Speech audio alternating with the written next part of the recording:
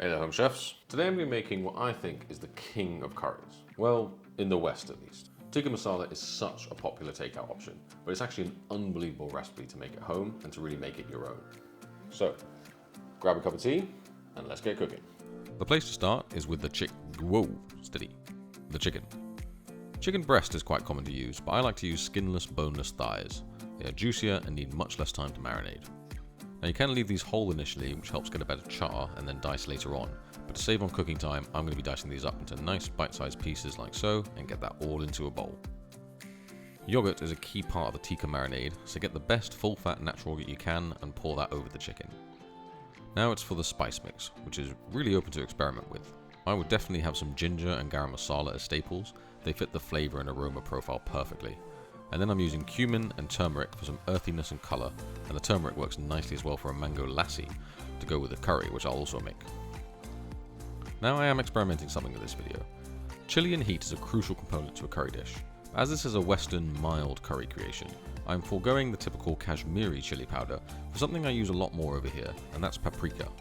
It's a similar mild heat with a slightly different taste, and I'm curious to see if it works. Add in all your spices along with some minced garlic and a pinch of salt, and mix together thoroughly until the chicken is fully coated. Then it's a case of covering some cling film and leaving in the fridge to marinate. I would say an hour is all this really needs, but if you are using chicken breast, it will definitely need at least a couple of hours to break down the meat sufficiently. Once the chicken is marinated, we can get to frying. Now the key to a good chicken tikka is getting a nice char on. If you've got a good grill or barbecue, then this is probably the best way to achieve that, but if you have a kitchen like me where I can't broil particularly well, then the best alternative is definitely a cast iron pan. This can get ripping hot and give us the best chance of a nice crispy exterior on that chicken.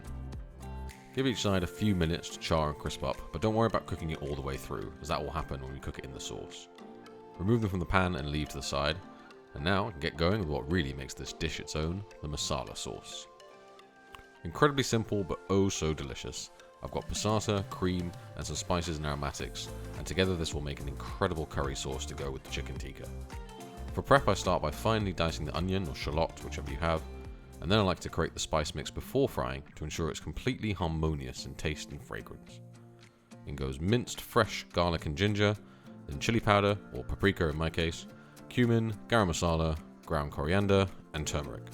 A dash of salt too, and mix that together with a bit of oil to form a paste that is going to bring this curry to life. You joking me? We're going to be spicy, no? And while I do that, if you're enjoying this video, be sure to subscribe to the channel so you don't miss out on more recipes like this. And with that sorted, I can move on to cooking the sauce.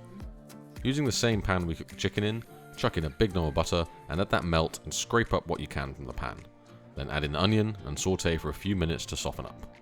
Adding the spice mix into this will form essentially a roux of sorts that the liquid is going to extract tons of flavour from. Make sure you cook the spices for a minute or so to really activate everything. Personally, I like to also add some soy sauce as well. I mean, what dish doesn't benefit from a nice hit of umami? Next, pour in the tomato passata and bring that into a light simmer. What we want here is to intensify everything before we introduce the cream, which is quite diluting. So simmer this for 10 to 15 minutes or so until it becomes thick and a deep red colour. Now I introduce the cream to create a stunning, thick, creamy curry. Pour it in a couple of tablespoons at a time, as I want to find that balance between creamy but still maintain that vibrant reddish colour.